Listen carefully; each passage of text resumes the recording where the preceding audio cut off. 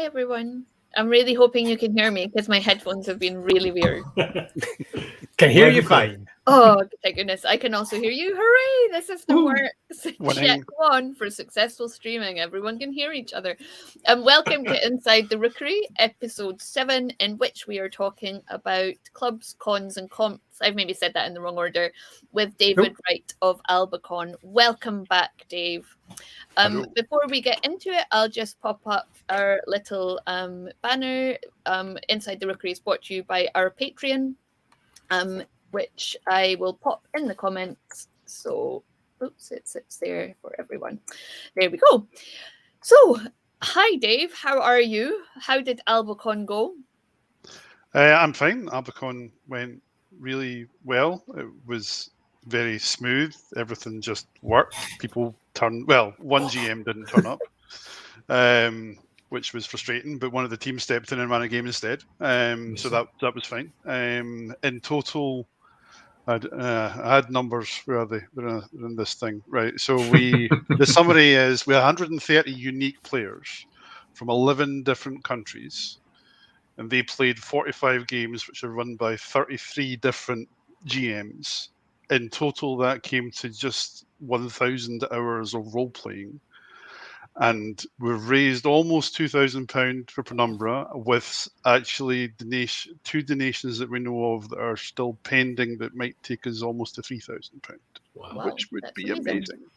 That'd be pretty decent. That'd be awesome. Yeah. Well done. I'm presuming this is one of yours. Yes, thank you, Sean. Lovely to see you. The heckling begins. The heckling begins. We were warned there might be some heckling. Yeah, that'll be John. But the event went fine. Everything just worked. We learned some really important lessons from doing it last year on how to work a Discord, which I know some of you will obviously have those same pains with your own Discord. But everything just kind of worked. People turned up, people played games. Some players didn't join Discord until very close to the game starting, which made GMs a little bit antsy. But you know, they turned up and they played, and everybody seemed to have a really good time. On that, how was it in terms of numbers dipping below, say, for example, the expected 6 and only 4 turned up? Was that common, or was it more common for everyone to turn up? So we went through an exercise about 2 weeks before the con of thinning the herd, as it were, where you look at the games that do not have enough sign-ups to run, and you start asking the question of a GM as well, can you run with less players? Or do we look to redistribute players to... Yes, it is, John. Jace Harper's your Discord ID. Sure. Unless Simon's in your house. But I've lost my train of thought now. Thanks, John. But no, we managed. That's what the hecklers want, Dave. That's what they want. Exactly. I'll just not look at the screen at all then. But no, we managed to get the number of games down to a level that we thought would run. And on the weekend, we did have a few players who didn't turn up or who ultimately couldn't make it. But very kindly, rather than having a refund, their money went to the charity instead. So you know, it was having that nice balance. And we're a game of Liminal, indeed we did. Righty Stream stuff enjoyed it. Great news. Yes, which went very well. And the whole thing just kind of worked. There were moments. The team, we were on Discord throughout the whole thing, including in the case of Simon until 5 a.m. On a Saturday night. But it was very much we don't really have anything to do. You know, it's all just kind of working, which is what you want. You know, we're there just to facilitate in case something goes wrong, like a GM not turning up and someone running a game. Yeah. Now, I've never run a con, but for about 5 years before COVID, I ran an annual little conference, I don't know what you'd call it, event for about 150 primary 7, that's 11 to 12-year-old girls, to come and experience a day of science, technology, engineering and maths, like workshops and careers days. And I can say that involved a lot of spreadsheets and a lot of volunteers and a lot of running around at the last minute begging people to give me information. So with that in mind, Soon asks, what on earth possessed you to take on the headache of running a con? And are you actually mad in that you're still doing it after realising how much work it is? Or could we look at that in another way and break it down into some basic questions of who, what, why, where, when of organising cons? So am I actually mad? I don't know. I'd let other people decide that. I decided to do this in 2014,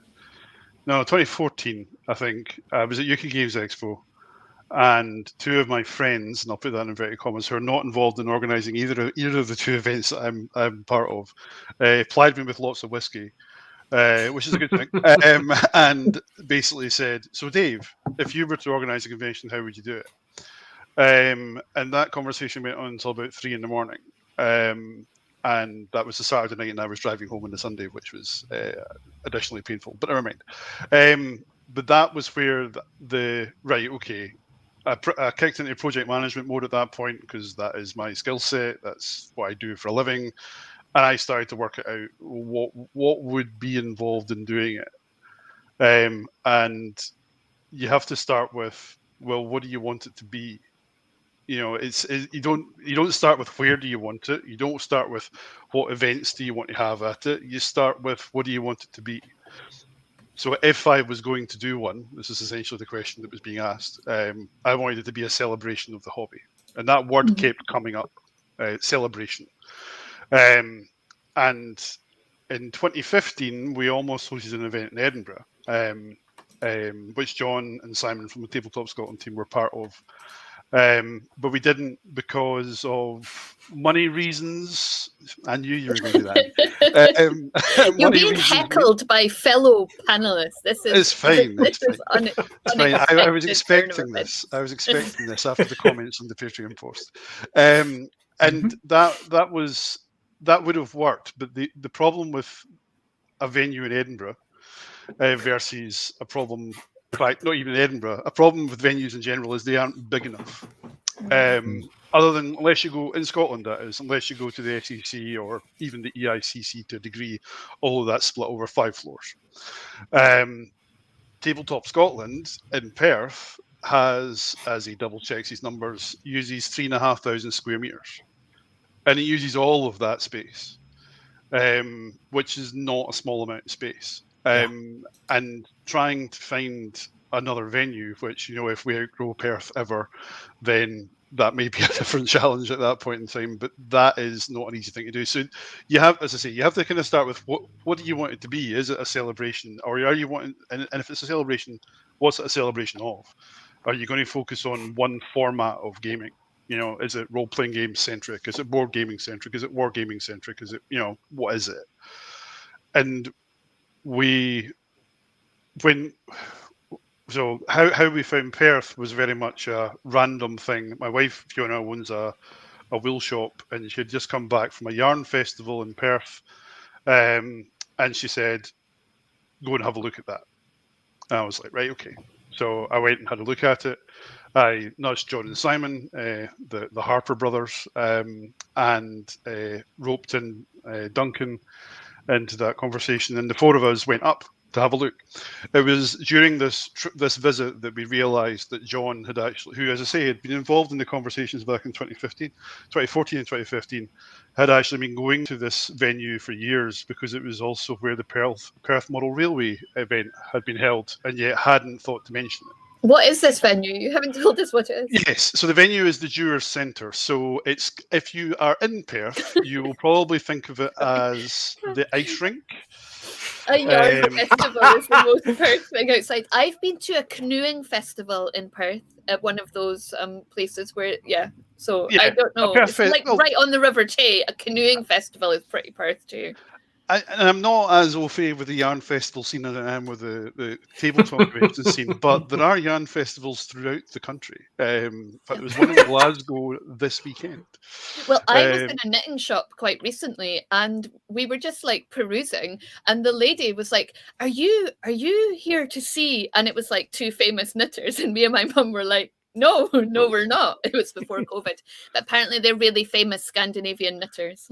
There are lots of really famous Scandinavian and knitters and Dutch knitters. 2 guys. They make jumpers. That's all I know. They make patterns for jumpers. Okay, fine, Dave. They make patterns for jumpers. So I have to do that a little bit, but no. So the Junior Centre is known as the ice rink, or the indoor bowling venue. So it's basically, that's what it is. It has an indoor ice rink for curling. It's where the Scottish curling team that went to the Commonwealth Games did all their training. It's also where the Scottish National Bowls is held, and stuff like that. So they have events of that ilk. So they have two very big halls as a result, which join onto each other, which makes things quite easy when you're trying to make people move between two. And when we went in, it was really a question of, I kind of relate to it like when you're going to visit a house for the first time. If you're buying a house and you walk in and you go, yeah, I can live here, or that kind of immediate kind of feeling. We walked in and knew that we could host an event there, and the team there were amazing. They just immediately they wanted us there, which I have to say wasn't the reaction we were getting from quite a few venues, particularly hotels in Edinburgh, who I won't name, who just didn't want us there because we weren't a wedding, basically, or something like that. So there was that very easy, right, okay, we could do this. What do we want it to be? So it then came back to, right, so it's a celebration. What's it celebrating? We'd already decided on the name Tabletop Scotland, so that made it fairly generic. And we looked at what else was out there, and much to John's chagrin, we decided to not have any wargaming in it at all, which is something we're slowly morphing towards. But primarily for space reasons. Yeah. Right. The number of people around a table and the amount of space that takes up when you're using square meters, and you use it like that. So, the venue very quickly became, right, board games, role playing games, throw in some seminars of topics we will need to work out what they are, type thing, and then we need exhibitors. So we just want to set the record straight. It's not the Commonwealth Games that the Scottish curling team go to, because Commonwealth Games does not have curling. It's Olympics, specifically Winter Olympics. John is disgusted. I'm sure he is. I'm sure he is. But he's agreeing with me as well as being disgusted. But yeah, so when we decided to do it there, and we turned that around in literally, I don't know, a week, signed a contract within a week, and it was just kind of like, right, now we actually work out what we're going to do with it. And this was all happening very quickly, and it was like, right, getting exhibitors was a challenge. We wanted to have that blend between play, events, just open play is the term. So you just turn up with whatever you've got and sit down and play, or events like role-playing games or board gaming tournaments, and trade. So having exhibitors to sell stuff. And we tried to structure the exhibitors, and we're still sticking to this now, of retailers, publishers, and makers. That it's not just a room full of retailers all selling roughly the same thing. Not just a room full of publishers who may or may not have games that are ready to be bought, might be playtesting them or whatever, and not just a room of people selling, dice bags and things like that. It's having a blend of those things that enables those exhibitors, hopefully, to make money, and also to give the customer, the attendee, a different experience as they walk around the exhibit area. So those were kind of essential. I mean, we've probably all been to cons where they focus on one or the other of those things, and they very quickly, after less than about 10, 15 minutes worth of wandering around, become dull. Particularly when it comes to the trade stands, where you pop around and you realize that, say, for example, they're all makers, and you're like, well, this is lovely. There's lots of nice stuff, but how many of these things can I get when they're all relatively similar, and when I want something else instead? Yeah. Good choice. David, diversify. We got a comment from Facebook. David Jack says they're willing to run games of War Room. There you go. And John says, don't let Dave play it down. He and Duncan really used their knowledge of the UK convention scene to get a mix. Nice one. And Duncan So if I was to pigeonhole the four of us, John and Simon are very much more in the war game space, but play role-playing games and board games. Duncan is very much a board gamer who also plays war games and role-playing games. I'm very much a role player who also plays board games and BattleTech, which is technically a war game, depending upon what goes to BattleTech. It says on the box it's a board game. That's the thing. So, who knows? But and Duncan had been to other UK board game conventions, whereas my experience of conventions, other than Compulsion, had been Gen Con UK and UK Games Expo. And in 2014, Gen Con in the States. And it was very much their omni events. They do everything. Yeah. And that was a big part of, well, if we're going to have a celebration in Scotland of this kind of blob of a hobby, then let's make it as omni as possible within the space that we've got. So having the venue in Perth has certain challenges. It's not in the Central Belt, which means you may not get people. It's a crime. It's a crime. Well, you say that, but what we found, you're going to do this all night. What we found was it actually meant that people in the very far north of Scotland found it much easier to get to. We had people come from the Shetland Islands to the convention because it just made things easier for them. We also had people come up from England and Wales and across from Ireland and across from Spain and other places like that to attend the event as part of a holiday to go around whiskey distilleries. So, it was kind of like, because it is that kind of gateway to the north type thing about its geography. And the venue is right beside the bus station and right beside the railway station and has 350. Was that because Perth's so teeny? No, I think it's just where it is. By the way, just on your war game comment, I think a war game that's called a board game is allowed to be a war game because, fun fact, the etymology of board game comes from a game you play on a table, not a game you play on a board. Interesting. Yeah. But it's well, I'm not going to go into the whole BattleTech debate because I've had that argument many times. It says literally on the front of the box, it is a board game. It's because you play it on a table. They're just really old school. It is, but anyway.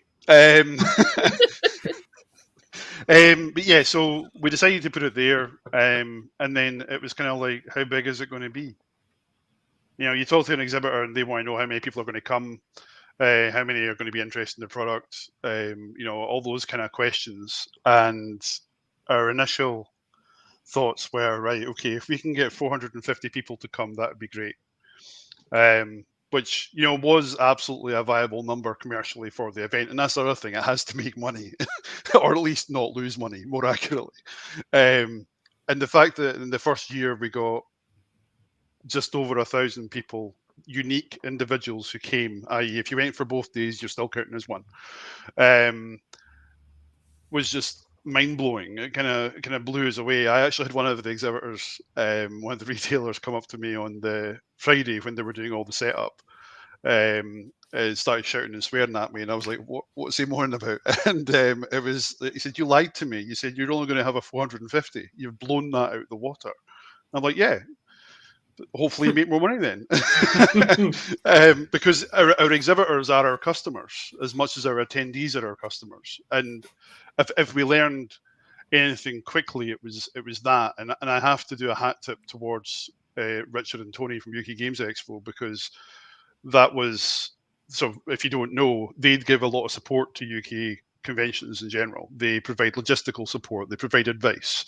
So all of the cloth that we had for all of the tables came from them. All of the lanyards that we had for attendees came from them. And they do that for free. So it's not even a costed thing. It's something they do. It's part of the services they provide to other cons, in the hope that those cons grow and their attendees then go to Expo as well. There is a cyclical part to that. On that note, Dave, how many gaming conventions are there in the UK? In a United Kingdom. In the UK, well, it could be a United Kingdom. Who knows? So, There's too many Andys in this call. So as Andy Laws knows, as he cited earlier, I pulled together a spreadsheet, which was a planning tool for Tabletop Scotland. I will admit, which lists all of the UK and Ireland board game and role-playing game conventions. And currently, based on previous year's schedules, the 2022 schedule has just over 100 events. Now, only 3 of them are in Scotland, and one of them is a big question mark, Glasgow Games Festival. We don't know what's happening with that currently, but Compulsion and Tabletop Scotland are the other 2 that are in Scotland. AlbaCon is virtual, so it doesn't really count in that geographical sense. But you can visit a convention pretty much every weekend in the UK if you're prepared to travel. And it's something that, as I say, I did it to enable planning, i.e. where is the gap? It goes almost back to the kind of when question. When do you organise it? We decided in August for reasons that were to avoid UK Games Expo in June, AirCon, which is one in Harrogate in March, and Dragon Meet, which is in London in December. And it was kind of like, right, we don't want to clash with any of them. No. We don't want to do it in January because it's Scotland. I mean, these are facts, right? But it was kind of like, right, those were kind of the first easy parts of the time jigsaw to say, well, we want to avoid certain things.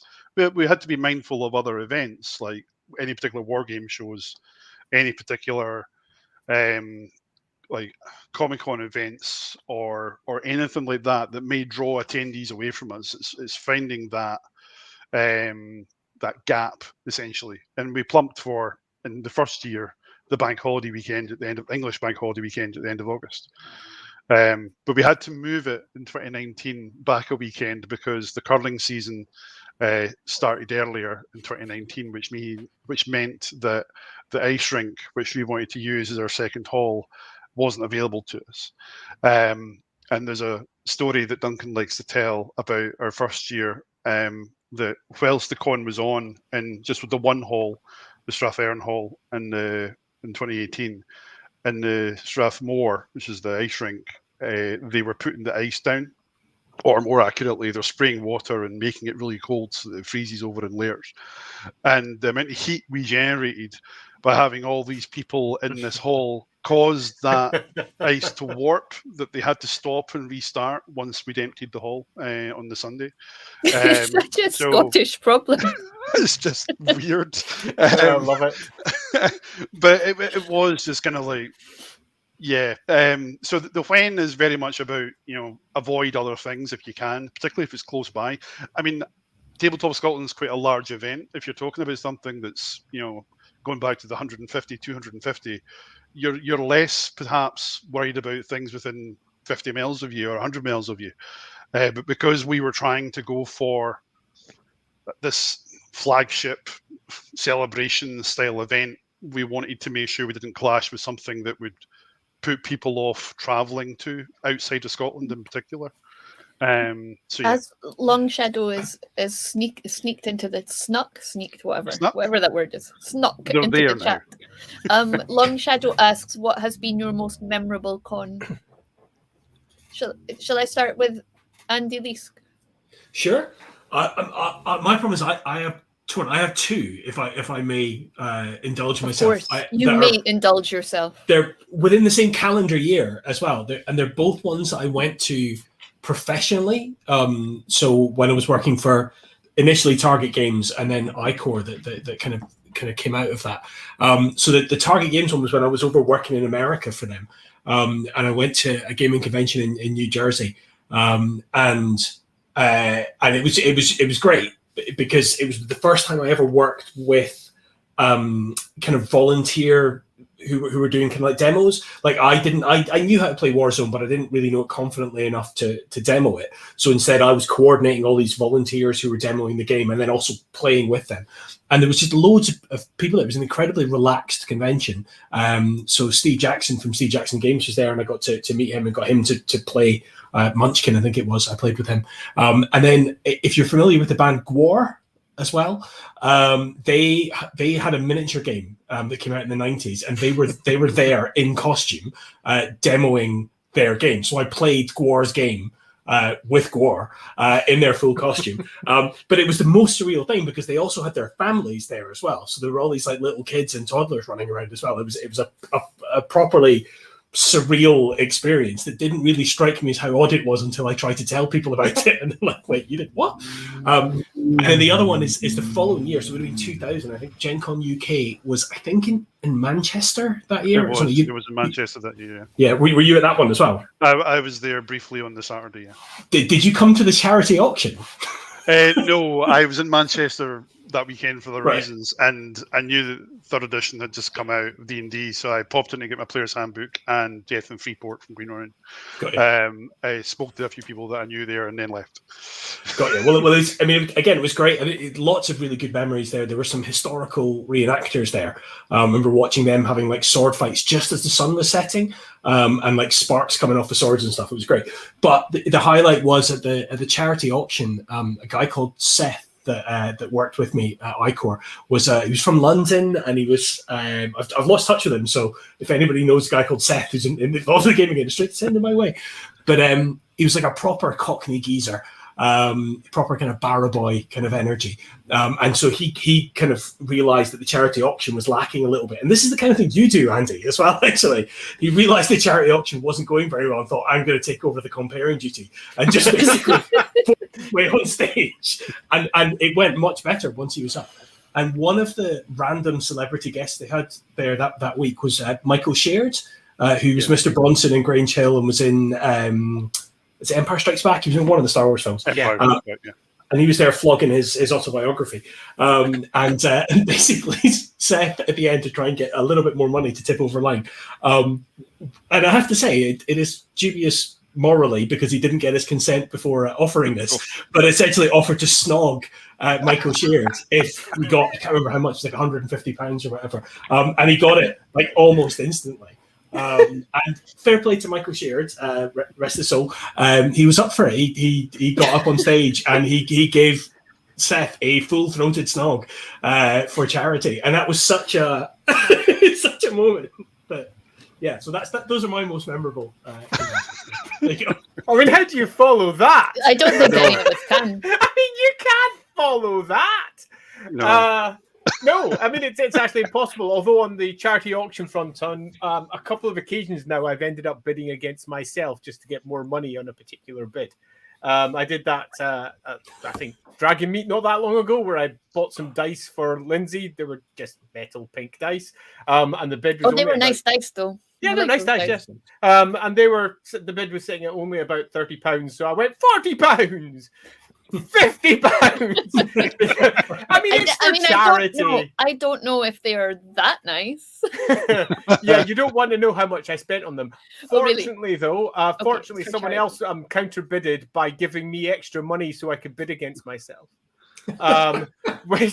So yeah, I'll give you an extra tenner to bid against yourself, and I was like, yes. So that was a thing. Yeah, I'm sure you've done that at compulsion as well, Andy.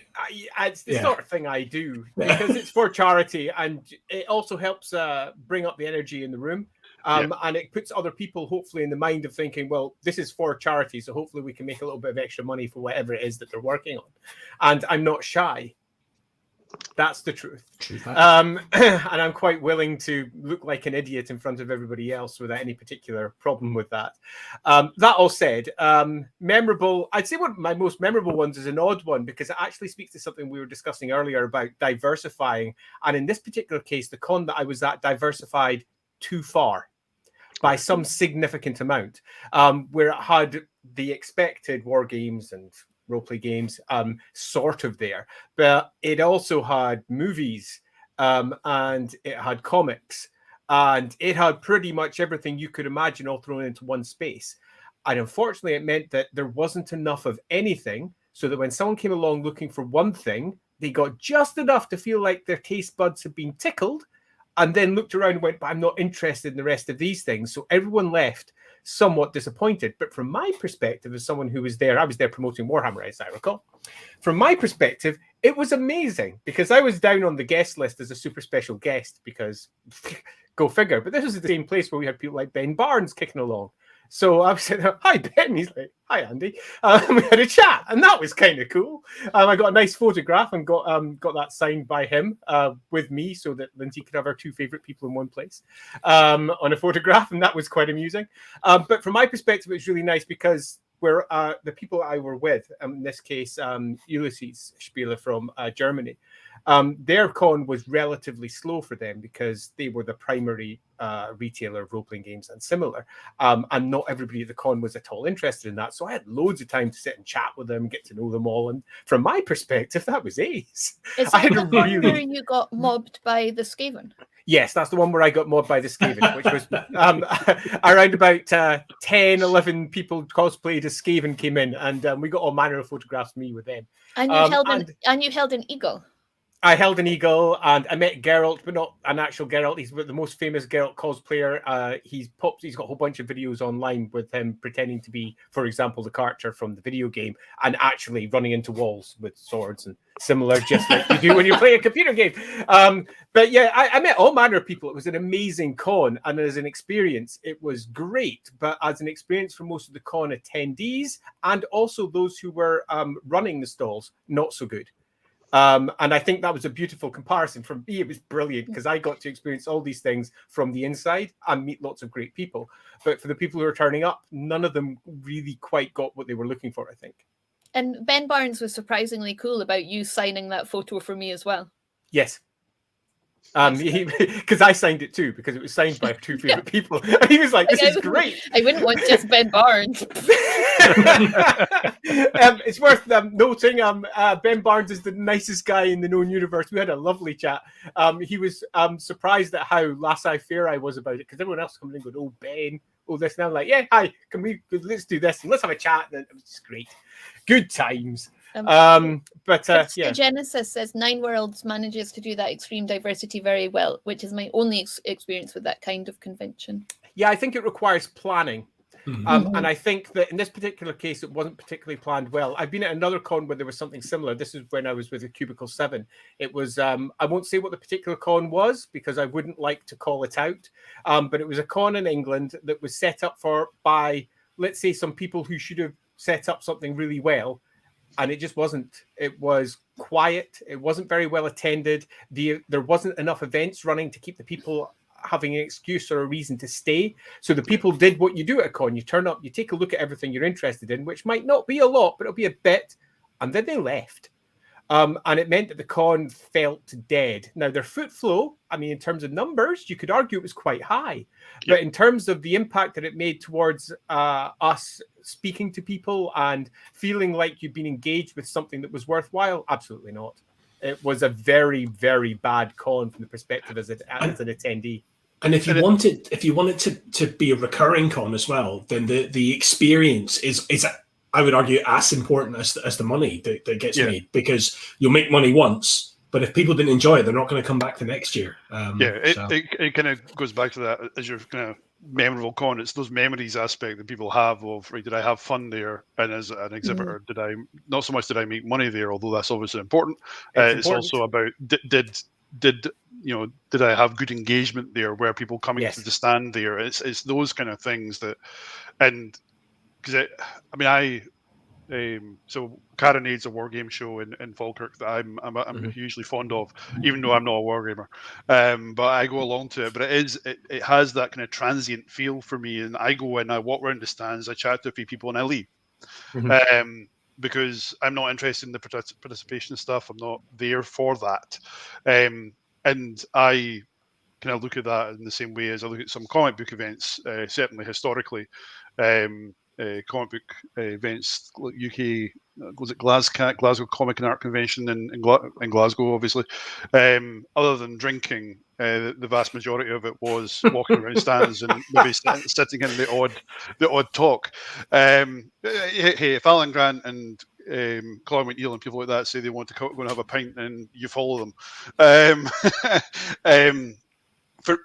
For me, my most memorable con, it's probably Gen Con 2014, which I know John will hate me mentioning, because it was essentially a 40th birthday present to myself, Nice.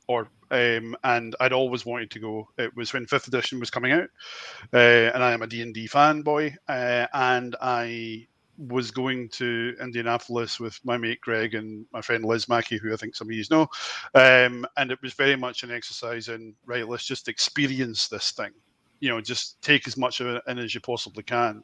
I got to meet Matt Forbeck there, which was great fun, at the Diana Jones Awards, and I got to play in a 100 table D&D event where they're all playing the same adventure. Just little things like that just made the experience of that. It really. Yeah. I'm going to call out that in particular and mark it out that there is anyone out there thinking about making a con. Doing something that makes the convention feel unique, doing something that creates an experience that will be recalled.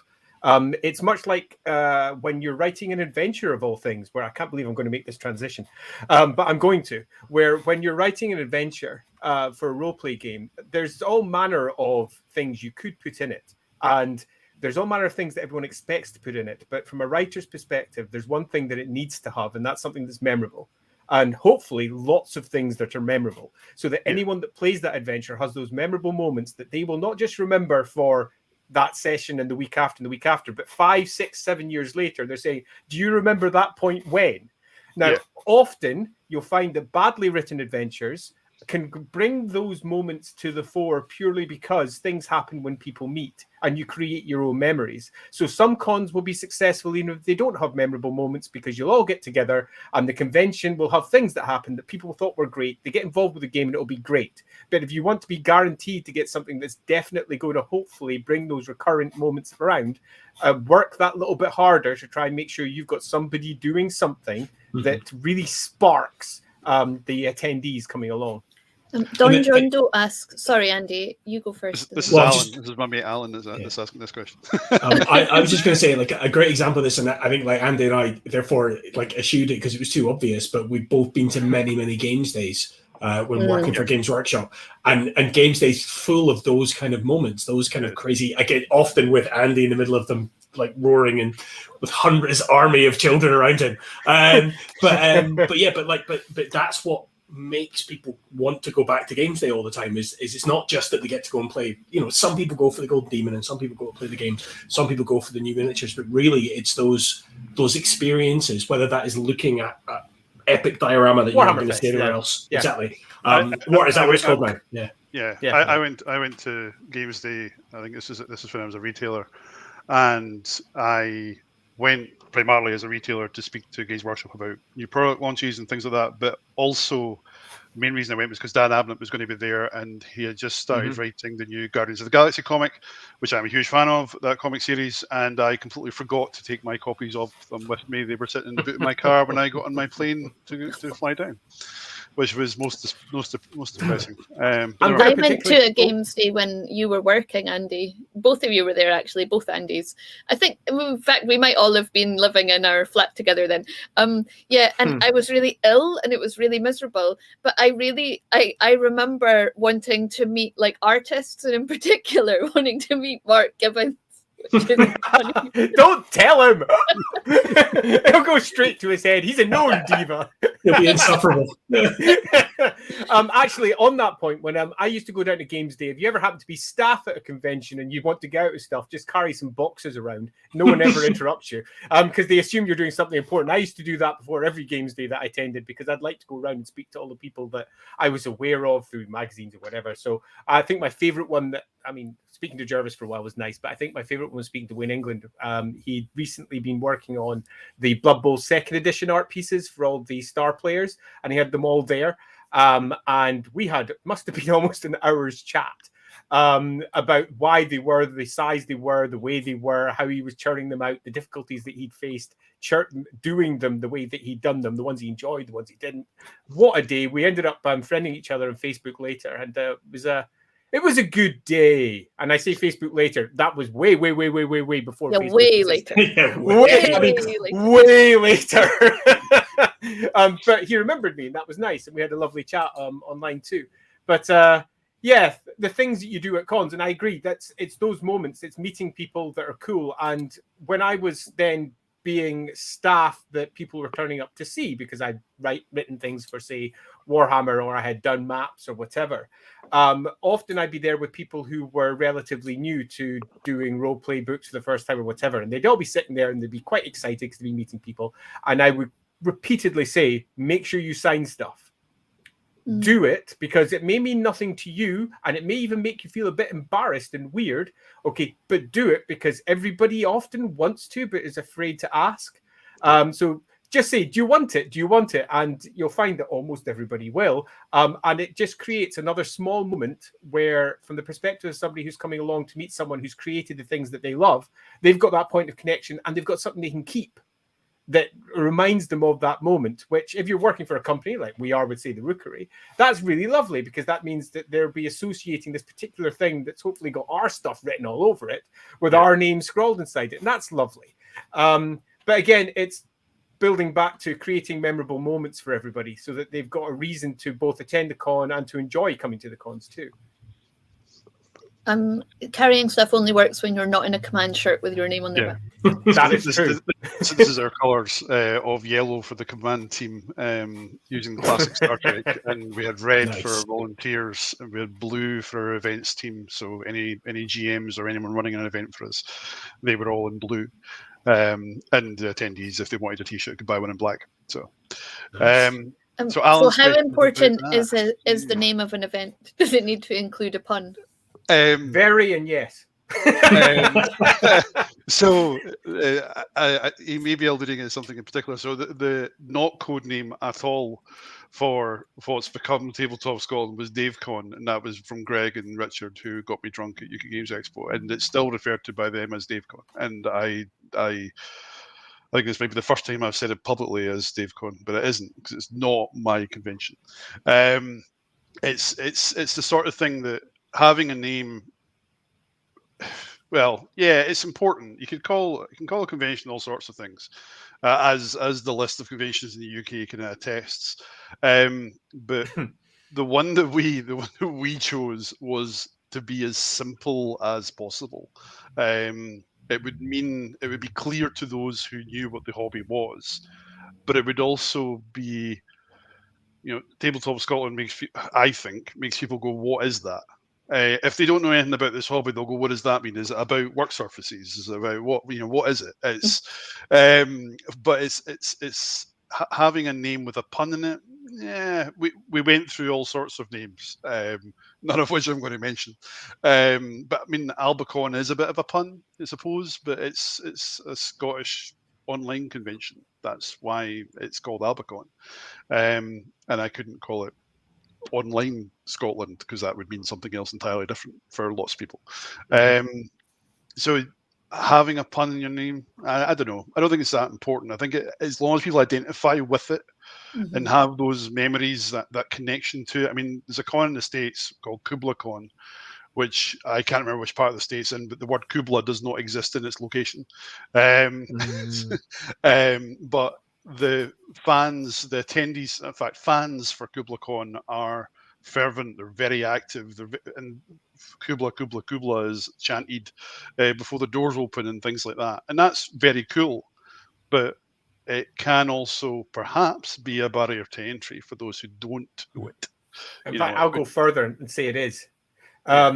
Particularly if you're looking for your con to be more than just your local environment. If you want it to be something that reaches out internationally, you've got to have something that is understood and is easy to drop on. This is just to bridge over to what we do, something that we have to tackle in terms of understanding. That's a siren going by us. So being on the main road is always fun. It's something that we have to discuss and resolve in terms of how we approach content and name content as well, because a significant number of the people who will be approaching what we create are going to be foreign language readers. So we've got to ensure that what we title things is both awesome and also approachable. And sometimes things have to be Ron sealed. In that they just have to say what they are on the tin. And a classic example of that most people will know is, say, Warhammer Fantasy Roleplay. In fact, you'll find all of the first edition books were that. Warhammer Adventure, Warhammer Campaign.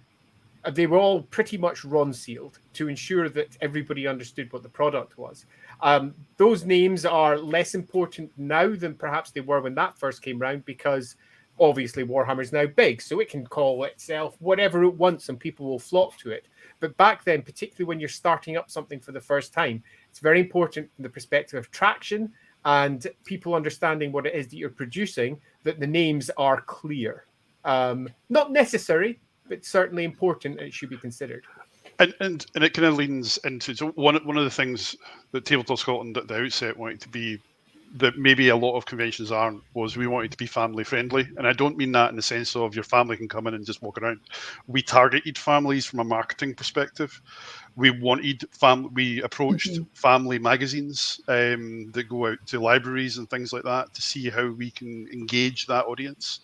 We had Haba as our family zone partner, who make amazing games like Rhino Hero and all sorts of other things, which are just very easily accessible and family board games. And having also an this was very much one of Duncan's ideas, having a gateway zone for board games where if people just didn't know what this hobby was and just wanted to try something out, we had people that we know running games that are family friendly people that can run demos of these games, take people through them, and just have that easy breaking in. There's a story that John refers to. I think this was on the Sunday, where we had a family turn up, just seeing the banner outside the building, going, "What is this?" And John took them in and walked them round and sat them down at the Haba area and just says, if you want to stay, just come back and let us know, and we'll get you sorted for tickets. And it was very much that was a big part of it. I think was it 15 or 16% of all of our attendees in 2019 were under the age of 14 or under the age of 15 or something like that. Nice. And it was just being able to target, not necessarily from a commercial perspective, because under 12s were free, but just from the point of view of getting them there so they can experience it. And we also had, out of the 104, 106, whatever it was, role-playing games we hosted in 2019, I think it was 5 were for under 12s only. So specifically good. On the convention floor, so not up in the role-playing room, on the convention floor, we had games of Hero Kids being run. We had someone running a Rules Light version of D&D, someone running a Rules Light version of Savage Worlds, and it was really just having that opportunity. And those tables were full and then some, which was great. And it was parents sitting down with their kids for them to play, and that was something as an experiment, essentially, just to see how it would work. And it is absolutely part of our plans for next year. It's something we feel more emboldened about now. Yeah, definitely. We've got a question from Roderick. Most people who've run con games have a favourite scenario or two, but what con scenario would you like to port to a completely different setting or world from its original? I.e. Slaughter in Spitalfield in Star Wars. Oof. I mean, while you think about that, I'm a big fan of doing things at the right time of year. Like we always used to, when we were allowed to go to each other's houses, we would play Mysterium at Halloween. Yeah. That just came up in my Facebook memories today. Yeah, mine too. I'm going to answer my one with the most bleh answer ever, but I will give it a go. And my one will be, I've never had an issue with doing this anyway, so I'm constantly lifting and reusing material in completely different games, and it's something that strikes at the heart of what we do anyway too, in that when we create our games, we like them to be things that people could easily adapt. So my answer is, I don't think I have an answer. If I wanted to do that, I just would. I'm not the sort of person that would say, I'm going to run a Warhammer scenario, so thus I need to play a Warhammer adventure. I'd go, I'm going to run a Warhammer scenario. I'll run whatever the heck I want with it. Thanks very much. And I'd probably do the same if I was doing Star Wars, if I was doing Call of Cthulhu or anything similar. I would be looking to what makes the best con scenario for whatever reason I'm there for. And if it's to entertain or support a book or whatever. And you've run a few con scenarios where you've come up with things that work better for one shots. They might not work in a campaign, but they work in that forum, especially if people are watching those games. Yeah. It's one of my biggest issues with con scenarios as a whole is that they tend to just be normal scenarios with bits stripped out. And they're not actually designed for con play. And to a degree, that upset me. Because it just didn't make it fun. If you wanted to play that game, then just go blink and play that game at home. It's not quite doing it for me.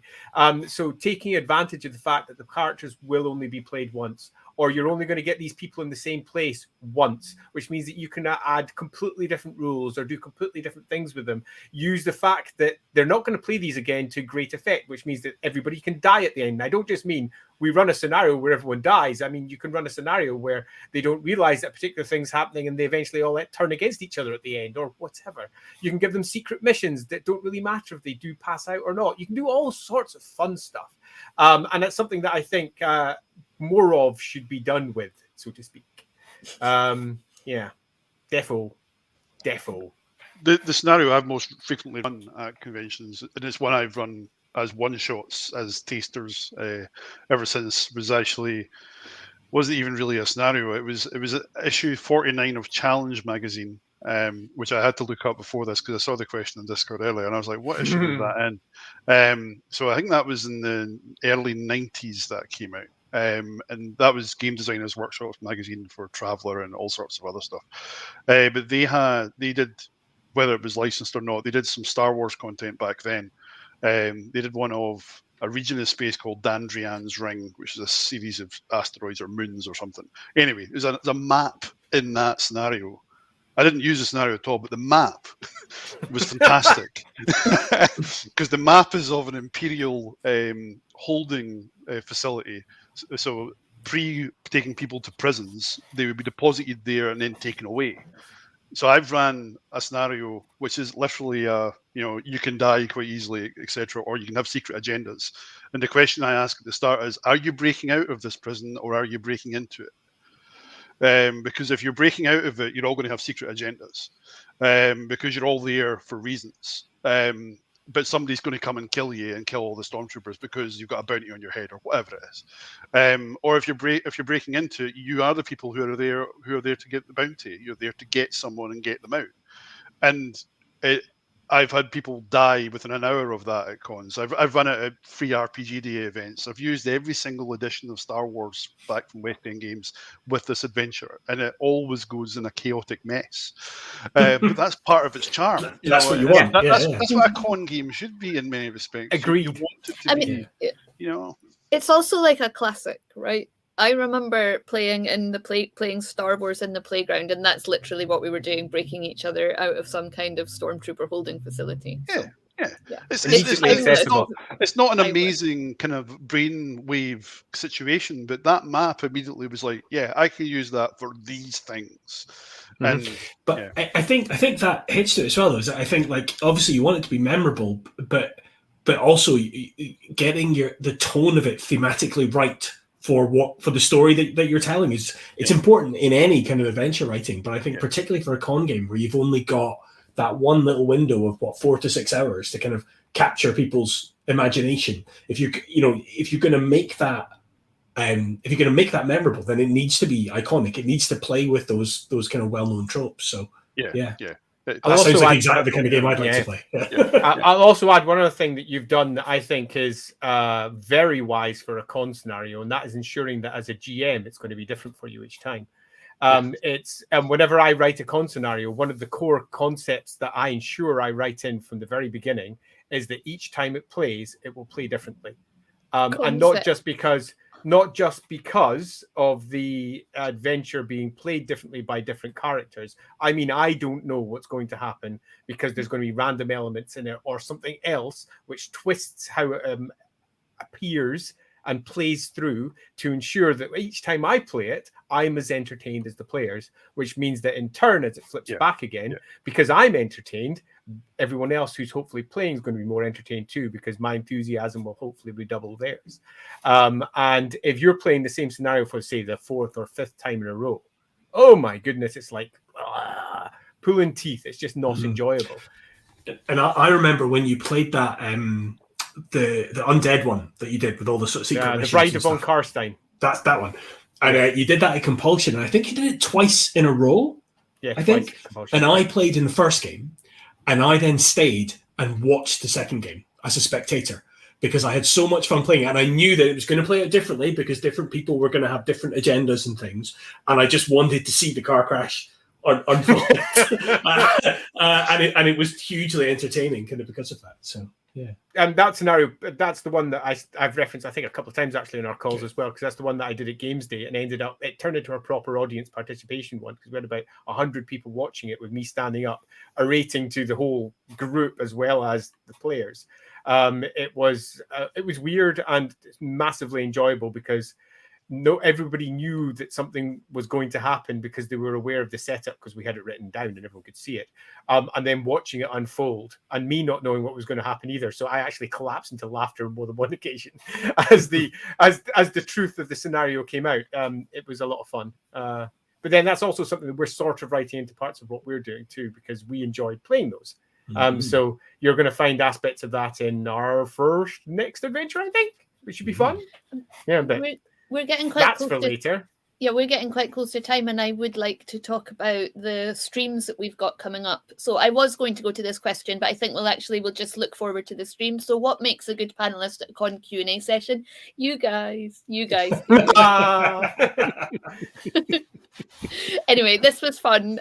Good to chat about cons. We mostly chatted about cons and not clubs and comps. You were going to talk about your tournament running days, Andy, but we'll have to do that another time. We'll have to do a follow-up. We didn't even do the game store side because I used to run a game shop as well, and I'm not just talking about running a Games Workshop, which both. What is the Wandering Warlock? Yeah, what is the Wandering Warlock? Well, there we go. That was my old shop that I named when I was 16. You can tell, Wandering Warlock.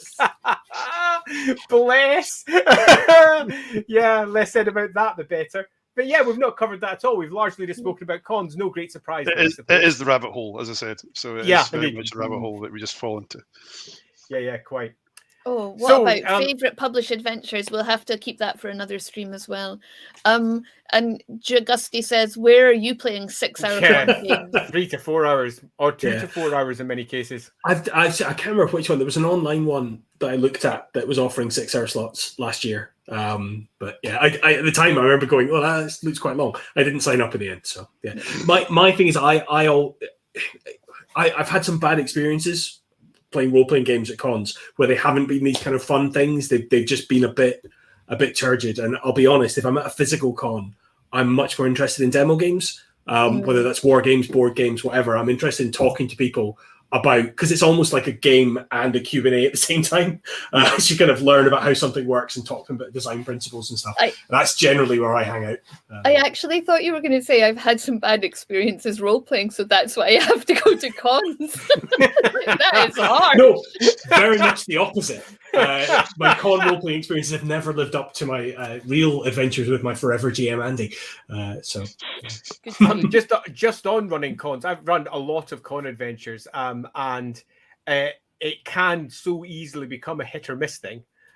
Because if you get some people who are naturally not inclined to play with the type of adventure that you're presenting, it can become difficult. I've yet to have a miss, like a big miss, But I've always felt like I was that close to quite a few of them where you're not quite sure it's going to nail down. So yeah, con playing can be an interesting experience. I think the advertising has to be really good. I did think, although I didn't play anything at AlbaCon, I did think when I looked at the program, it was really clear like what the games were going to be, and I think that's really important. As a prospective player, you understood what system, you know, like all right, and what the tone was going to be, and what the mood and what the age rating was, and all that kind of stuff was super transparent. I think that's important as long as people know what they're getting into. Is. Yeah, it's something we blatantly stole from Furnace, which is a convention in Sheffield. They use tags a lot for all of their games, where they ask the GMs to say, "Tell us some phrases that are appropriate for the game," and we've lifted that and ran with it for AlbaCon, and we will be using it for Tabletop Scotland as well. Nice. Right, well, Anyway, thank you Lindsay, very you're much, one Dave. to move on. No, it's fine. Thank you for coming, Dave. Always a pleasure to catch up with you beforehand and then speak to you on the stream. You are very welcome anytime. Next week, we've got an absolutely packed week. So on Wednesday, we've got the WFRIP Dev Chat. On Thursday, we've got Matt and Marty Forbeck talking about Matt Forbeck's Kickstarter. Therefore, Kickstarter. Their Kickstarter. Yep. Yes, Shotguns and Sorcery. Absolutely. Shotguns and Sorcery. It's the D&D 5e version of it. So it's going to be hopefully a really good chat about that. And then on Friday, there's an exclusive stream. Our masterclass. A masterclass for patrons. So look out for more information on that on the Discord. And then on Saturday, we've got Mark Gascoigne coming to talk to us.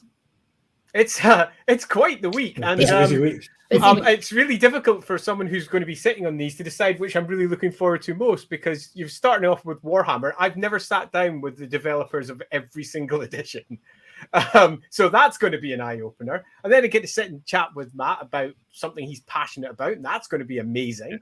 And then the next day is going to be actually talking about something that I do on a day-to-day basis, which I don't normally do. I very rarely chat about what I do when I'm developing what is considered to be a finished product by somebody else. And that is a subject that's relatively rarely discussed openly. So that's something that I'm really looking forward to doing, particularly because Graham's going to be setting it all up first and showing how to create that finished product. And then I come in with my bother boots and say, but is it really? And that's going to be a fascinating chat so that we can talk out exactly how that works. And then Marco, this Saturday, it's just going to be a great week. Really looking forward to this one. I hope that you all get a good chance to come along to all of them. So thanks for coming along tonight. Thanks to everyone watching and for all your comments. And hopefully we'll see you all sometime next week. Check out the Discord for more information. Bye. Cheers all.